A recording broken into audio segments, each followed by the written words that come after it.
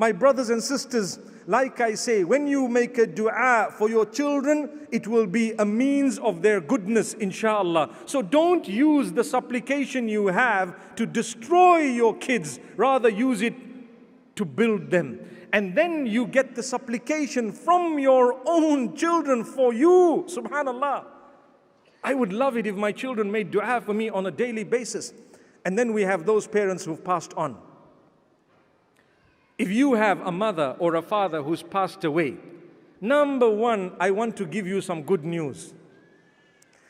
For those of you who are orphans or who grew up as orphans, I want to tell you the chances of Allah loving you are greater than those who are not orphans, based on the fact that the most beloved unto Allah himself was an orphan.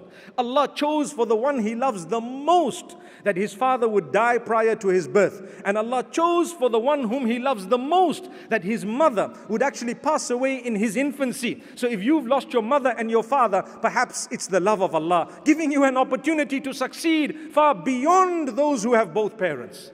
Subhanallah. Subhanallah. You thought of that? And thereafter, as you grow, subhanallah, as you grow and you see, perhaps you may have lost your parents, like I say, it is your duty to pray for them. The most powerful gift you can give a deceased parent is the simplest thing, not complicated. Not complicated. When people say, my father passed away, what's the best thing I could do to help him? The answer is the simplest thing, but shaitan comes to you and says, no, that's too simple. I don't think it's going to work. Why? If I were to ask you, what do you think is the best thing that would help your father or your mother who's passed away? You probably would come up with a list of very, very difficult things. But the hadith says the best that you could do for those parents of yours under normal circumstances is to pray for them, to pray for their forgiveness. That's it. You pray for their forgiveness. Imagine I just say, oh Allah, forgive my father. He's passed away. Oh Allah, grant him Jannatul Firdaus. And you can repeat that again and again and again. No fixed number, no number of days that you need to do that for. It's just loose-ended and it's up to you how much you want to say it. The more you repeat it, the more your father's benefiting in the hereafter. What to do? Just to pray for them. Just to ask Allah's forgiveness for them. To ask Allah to have mercy on them. To grant them Jannah, etc., etc. That is the best thing you could ever do for those folks of yours who've passed on. But people say, are you sure? Just that? Yes. The problem with us, we're not used to supplicating, calling out to Allah.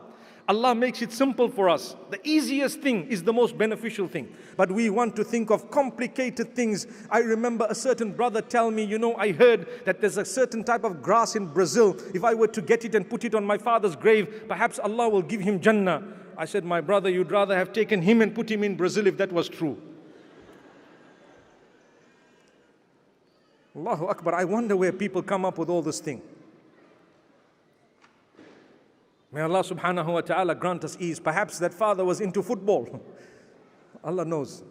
But my brothers and sisters, getting more serious, look at it. You want your parents to be happy after death. You should try to visit some of their friends. And try perhaps once in a while to inquire about some of the friends that they had when they were alive. The Prophet ﷺ has taught us this. Perhaps visit the old man your dad used to visit before he had passed away. And if you visit the old man, what will happen? You remember your father, you pray for your father, and you're actually doing a good deed that your dad had started off and he taught you. And then you will have your children do the same one day.